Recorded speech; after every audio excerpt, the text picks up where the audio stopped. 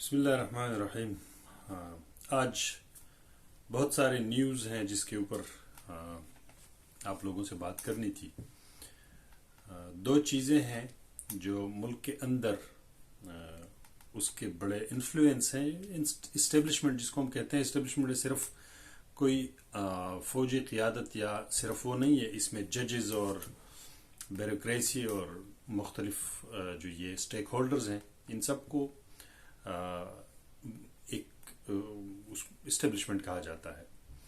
لیکن ان پر جو زیادہ تر ان کے اوپر انفلوئنس ہے وہ تو ہم سب کو پتہ ہے۔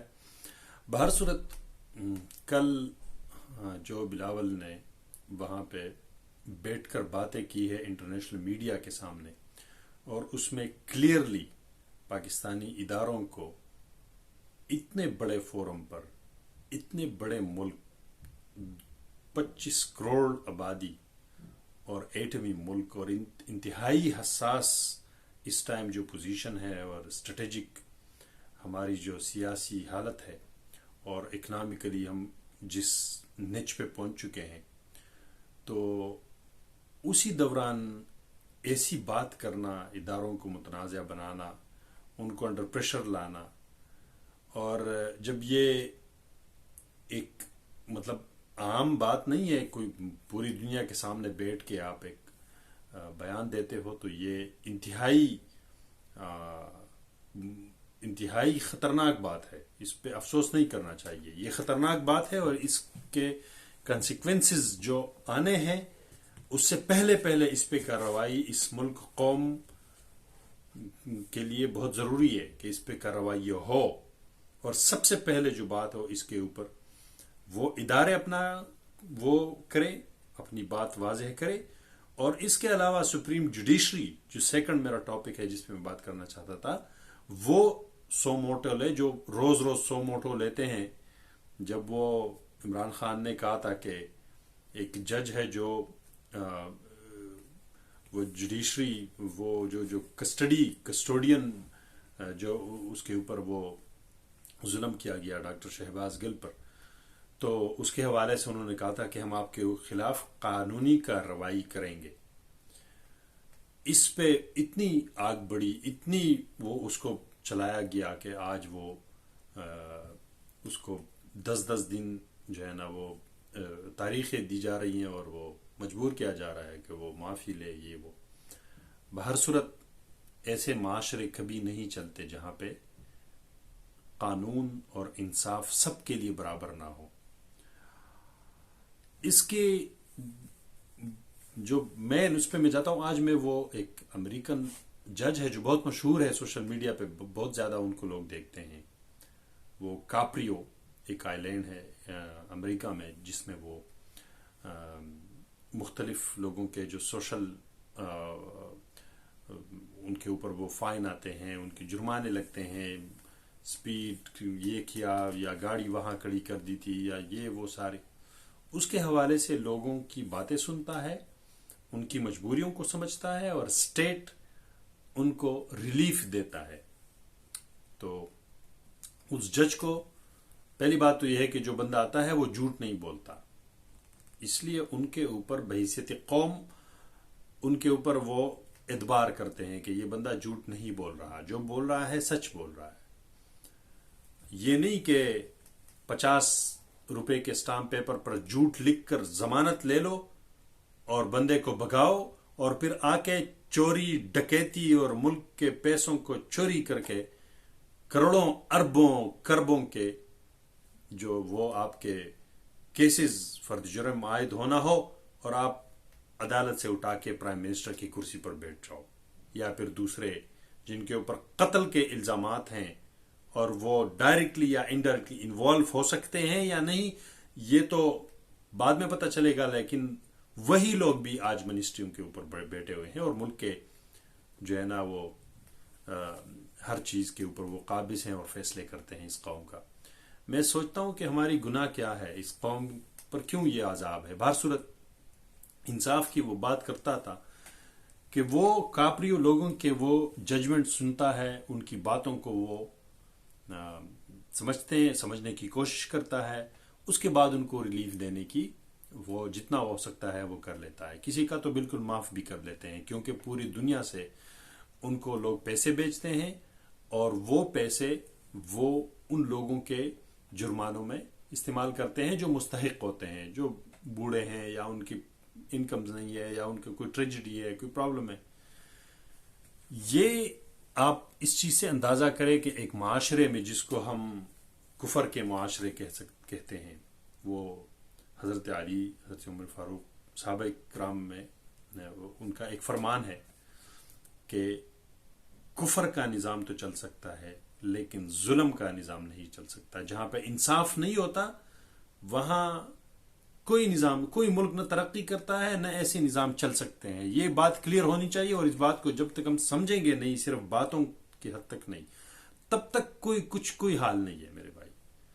تو مین جو چیز ہے وہ یہ ہے کہ وہ کاپریو ایک عورت آتی ہے، ان کی باتوں کو سنتا ہے، لیکن وہ پہلے سے اس کے اوپر فائن لگے تھے، وہ اس نے جمع نہیں کیے تھے. پہلے بھی اسی عدالت نے ان کو ریلیف بھی دیا تھا، پتہ نہیں $900 کچھ تھے تو 400 کیے تھے. وہ نہیں انہوں نے پے کیے تھے.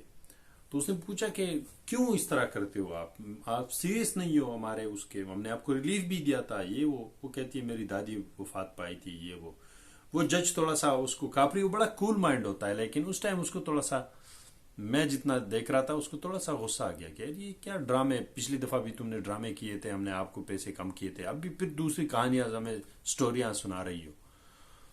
وہ خیر اس کی بات اس نے نہیں سنی پوری، اور اس نے کہا کہ I am stand with my last decision and you should pay, آپ کو پے کرنا چاہیے. جب وہ ایسے ہی چلی گئی تو اس ساتھ میں جو انسپیکٹر کھڑا ہوتا ہے، اسسٹنٹ ٹو دا کورٹ جو وہ ہے، وہ ان کو کہتا ہے کہ یہ اس دفعہ جو آپ نے ان کو سسٹینڈ کیا کہ آپ کا یہ جو جرمانہ ہے، ابھی اس کی گاڑی پہ کوئی جرمانہ نہیں آیا ہے، مطلب یہ احتیاط کر رہی ہے. اور آپ نے جو کہا سٹیٹمنٹ میں وہ یہ تھا کہ جو ابھی آپ نے دوبارہ مطلب ٹکٹ لیا ہے وہ جو جرمانے کا. اس نے کہا اچھا میری سے غلطی ہو گئی ہے. اس نے کہا دوبارہ بلاؤ اس کو. دوبارہ اس کو بلایا گیا، اور اس نے پوری دنیا کے سامنے، لاکھوں فالوورز ہے اس جج کے اور کروڑوں لوگ اس کے ویڈیوز دیکھتے ہیں، دنیا نے دیکھا. وہ کہتا ہے کہ میں آپ کے ساتھ روڈ تھا، اور میں آپ سے معافی چاہتا ہوں، میں آپ سے معافی مانگ رہا ہوں، آپ مجھے معاف کریں، کیونکہ میں نے آپ کو مجھے مسٹیک ہو گیا تھا. پھر اس نے وہ کہانی سنائی. پھر کہتا ہے کہ آپ مجھے سنائیں کیا مسئلہ ہے. کہتے ہیں اس طرح میری دادی تھی، صرف میرے والدین نہیں ہیں، میرا چھوٹا بھائی ان کے ساتھ رہتا تھا، وہ وفات پا گئی تو اس چھوٹے بھائی کو دوبارہ مجھے لے آنا پڑا، اور پیسے جب میں کام کرتی ہوں دن رات، اور چھوٹا سا میرا ایک گھر بھی ہے، میرے اپنے بھی 2 بچے ہیں، تو ٹینشن اور ڈپریشنز اتنے ہیں کہ ٹائم ہی نہیں ملا مجھے عدالت آنے کا، اور اس طرح یہ وہ. بہر صورت میں یہ ولاگ آج اس چیز پہ کرنا چاہتا تھا کہ کیوں ہم سوچتے ہیں کہ معاشرے ترقی کرتے ہیں. آپ اس کو دیکھیں کہ ایک جج 1 سیکنڈ میں اپنی غلطی تسلیم کر کے معافی مانگتا ہے ایک عام شہری سے. یہ ہے ترقی کے راز کسی بھی معاشرے کے لیے. اسی لیے پیغمبر خدا صلی اللہ علیہ وسلم نے فرمایا تھا کہ جو لوگ ہم سے پہلے برباد ہوئے ہیں، جو قومیں، ان کی وجہ یہ تھی کہ وہاں پہ طاقتور کے لیے الگ قانون تھا اور کمزور کے لیے الگ قانون تھا. تو میرے بھائیوں، ہمارے ملک خدا داد میں آپ لوگوں کو پتا ہے کہ مجازی خدا بیٹھے ہیں جج. او بھائی ہم نام نہیں لے سکتے، کوئی بات ہی نہیں کر سکتے، ہو مجازی خدا ہیں، لیکن دنیا کے انصاف کے رینکنگ میں یہ 137 نمبر پہ پہنچ چکے ہیں. ماشاءاللہ. کچھ بھی نہیں کہیں گے، ہم کچھ کہیں گے تو پھر تو وہ بھائی لگتے ہیں کیا کہتے ہیں توہین عدالت. توہین تو اس کی ہوتی ہے جس کی کوئی عزت ہو.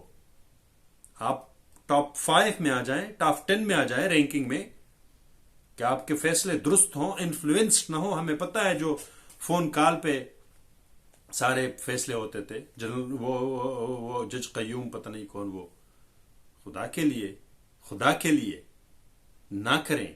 ایسا نہ کریں کہ جب یہ لوگ آئیں اور پھر پوچھیں، سر عام پوچھیں گے نا تو پھر مسئلہ ہو جائے گا. خدا کے لیے جب تک لوگوں کا ٹرسٹ ہے اس کو آپ کیوں ٹیس پہنچا رہے ہیں، کیوں برباد کر رہے ہیں؟ میں تو حیران ہوں. جب ہر طرف سے ڈپریشن ہے ملک کے اندر، ہر ادارے پہ سوالات ہیں، ان کے طریقوں پہ، اس کے لوگوں پر، کیوں آپ خواہ جوڈیشری ایک آخری حل ہوتا ہے؟ مجازی خدا فرعون بن کے ایسے ہی لوگوں کے اوپر جو ہے نا پگڑیاں اچالو، یہ وہ. خدا کا نام لے، اور کسی بھی شہری کو یہ حق ہے کہ پوچھے کہ آپ یہ فیصلہ کیوں کرتے ہیں اور کیوں نہیں کرتے.